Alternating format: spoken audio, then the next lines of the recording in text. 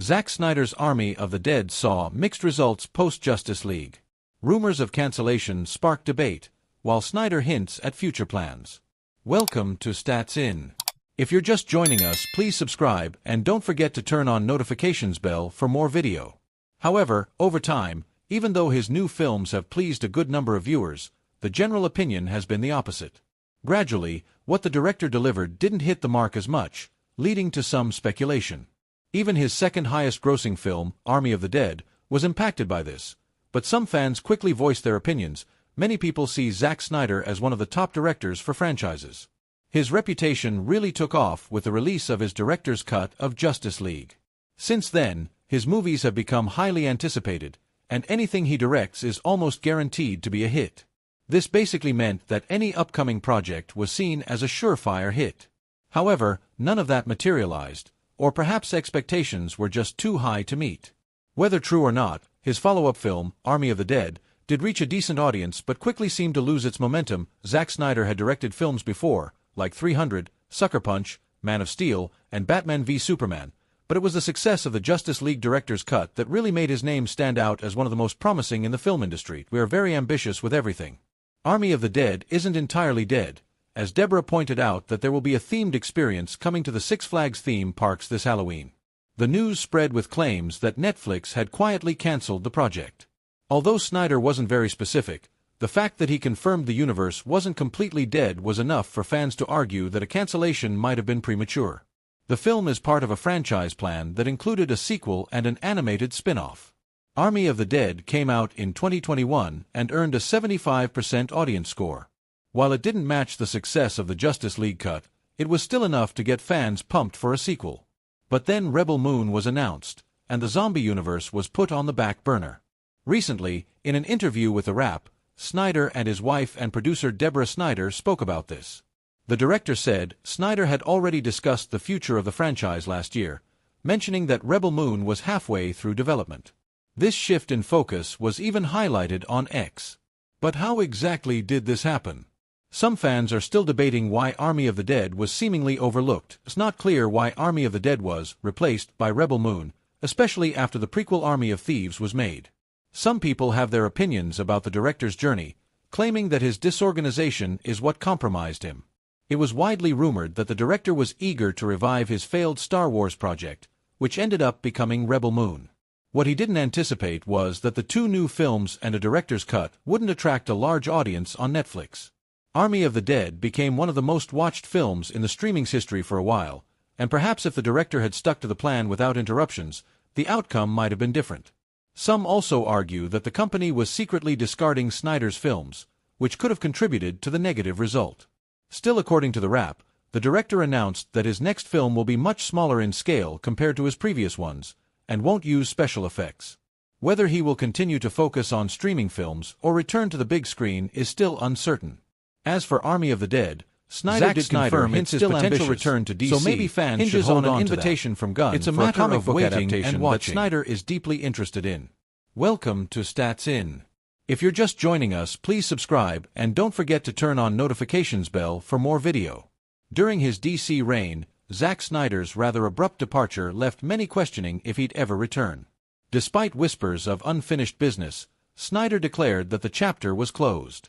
Yet, amidst the uncertainty, it seems that one thread persists: the siren call of The Dark Knight Returns. The tale resonates with Snyder so much that he is ready to jump back in to adapt this to the big screens if DC ever calls him up. Though Snyder remains adamant that the chapter is done for, there's a glimmer of possibility. Should his dear friend James Gunn extend an offer, particularly one involving the adaptation of Frank Miller's iconic work, Snyder might just find himself drawn back into the fold, ready to reignite the bat signal once more. Following his direction of Man of Steel in 2013 and the superhero showdown Batman vs. Superman, Dawn of Justice in 2016, Zack Snyder was a natural choice to helm the Justice League. The film aimed to unite DC Comics' iconic characters in a battle to save the world. However, tragedy struck Snyder's family during the initial filming stage in 2017 when his daughter died by suicide. Initially considering continuing work on Justice League as a means of coping, Snyder later realized the immense toll it took. He stepped away in May 2017 to prioritize his family's well-being. he revealed to The Hollywood Reporter. The demands of this job are pretty intense. It is all-consuming. And in the last 2 months, I've come to the realization, I've decided to take a step back from the movie to be with my family, be with my kids, who really need me. They are all having a hard time. I'm having a hard time. This resulted in Joss Whedon stepping in to fill the shoes. Now, with significant time passed by in DC undergoing a transformation into the DCU from the DCU, speculation rises about Snyder's potential return to the franchise under James Gunn's leadership. In a more recent 2023 interview with The Hollywood Reporter, Snyder hinted at the possibility. Although it all depends on if Gunn ever asks him to come back to DC, Snyder said he might think about making a The Dark Knight Returns movie. But he'd only do it if it stayed true to the original comic book. Currently, Zack Snyder has his hands full with his ambitious project Rebel Moon, where he attempted to build a captivating world from scratch, brimming with stunning visuals and adrenaline-pumping action sequences. The 2-part movie, believed to be a part of something that is going to be a whole expansive universe, has captivated Snyder's fanbase, despite receiving mixed reviews from critics. However, should the opportunity present itself, digging into the Dark Knight Returns adaptation wouldn't be a bad venture for Snyder. Originally published in 1986 across 4 issues, penned and illustrated by Frank Miller, it tells the tale of an aged Bruce Wayne returning as Batman to combat crime. Hailed as one of the best Batman narratives, its influence has spawned numerous adaptations across various media forms. Its triumph on the streaming giant Netflix is another feat it has achieved, as Rebel Moon, Part 1. A Child of Fire soared to the top spot globally during the week of December 18 to 23, 2023, garnering a staggering 23.9 million views. Its dominance continued the following week, amassing an additional 34 million views after WB's disastrous handling of the DCU. Welcome to Stats In. If you're just joining us, please subscribe and don't forget to turn on notifications bell for more video. James Gunn's Superman has gotten fans anticipating what the new era of the DC Universe will bring for the fans after the disastrous DCU. The Guardians of the Galaxy director has promised a Superman who is much closer to the comic version of the character, as opposed to the more realistic take that Zack Snyder took with his version of Superman. While Zack Snyder's Superman took a bold and novel approach with Superman in the DCU, the character failed to resonate with the fandom at large but was well loved by a core group of fans. However, James Gunn's version of the characters is sticking to its comic roots, creating a character that is much more familiar with the larger fandom. After the experimental approach that the DCU took with its cinematic universe, James Gunn's DCU is going to focus on bringing the heroes back to their roots.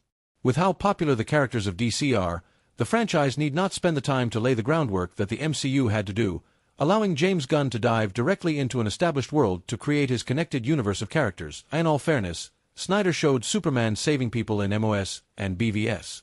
But yes, point still stands, we need more of him doing it.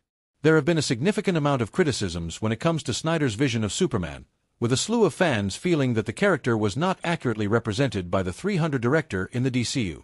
While a slew of fans welcomed the realistic approach for the character, others felt that the myth of the Man of Steel was desecrated in Snyder's DCU. Zack Snyder turned Superman into a Jesus allegory, something that might not have been congruent with the character, despite his death and resurrection narrative. Superman, first and foremost, has been a Moses allegory, something that remains utterly absent in Snyder's version of the character. This focused the narrative on Superman sacrificing himself, rather than shepherding a better tomorrow for the people of Earth,